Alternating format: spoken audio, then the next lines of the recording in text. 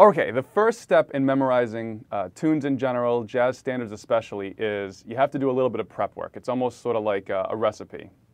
There's a certain amount of ingredients you need before you can kind of get to the real nitty-gritty. So the prep work here is to go ahead and listen to a bunch of recordings. You have to be familiar with the tune. So what I'd like you to do is, we're gonna go through and use the jazz standard "It Could Happen to You."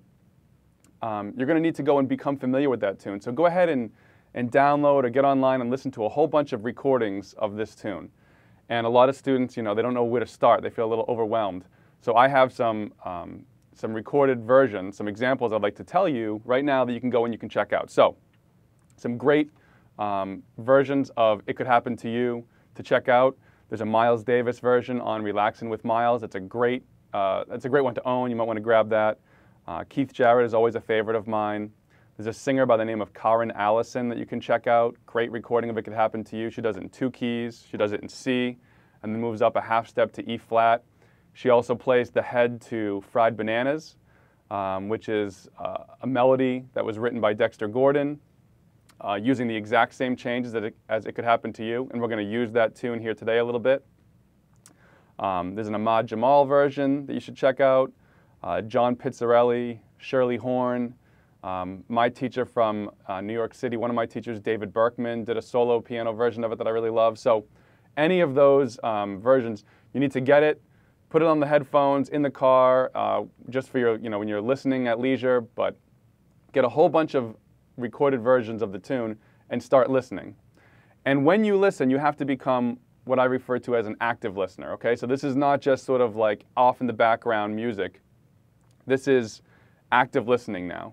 So when you're listening, you're checking the music. You're listening for things like the sound, the tonality, the form, the meter, the tempo, the melodic phrasing. All of the elements of music are things that you're listening to.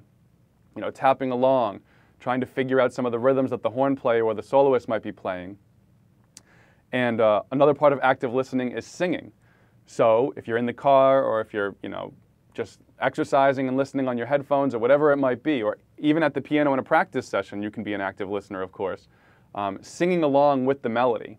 That's a really great exercise, is singing the melody. Because if you can sing it, you can hear it.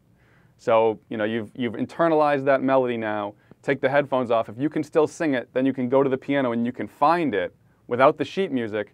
That's a really, really valuable skill and a really valuable thing to practice. Another excellent active listening idea that a lot of students don't do enough of, myself included, is singing the bass lines, is to go through and sing the root of each chord. It really helps you become familiar with the harmony.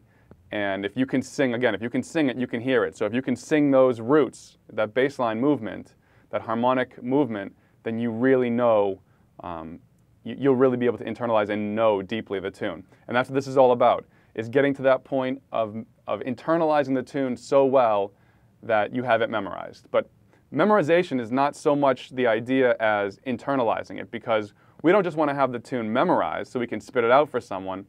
We want to have it deeply ingrained in us so we can play over it on so many different levels.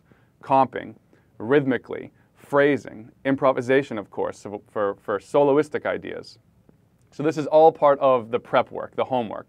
Get a bunch of recordings, not just one, get a whole bunch, listen to it, become deeply familiar with that melody and that harmony and the form and all those other elements, and then practice being an active listener, which is something that you can do even when you're not at the piano, but of course practicing it when you are at the piano. Thanks for taking a look at this video. If you'd like to be notified the next time I release free content on YouTube, you can click on the subscribe button on this page. It's absolutely free to subscribe to our YouTube channel. Now, if you'd like to study with me for free for 30 days, click on the Piano Success Playbook in the bottom left-hand side, and you'll get 30 days of lessons absolutely free of charge. I look forward to working with you in the next lesson.